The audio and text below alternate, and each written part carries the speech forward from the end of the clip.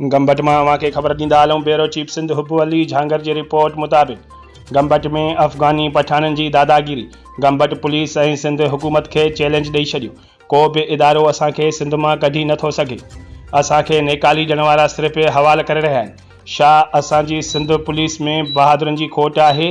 छा जो हिकु गैर मुल्की सिंध पुलिस खे एॾो वॾो चैलेंज करे रहिया आहिनि?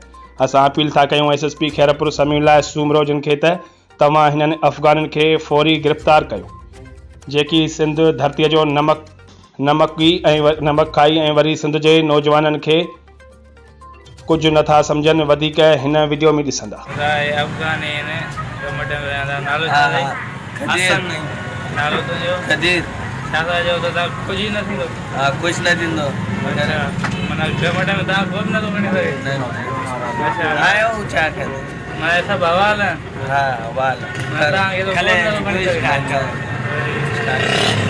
अफ़गानी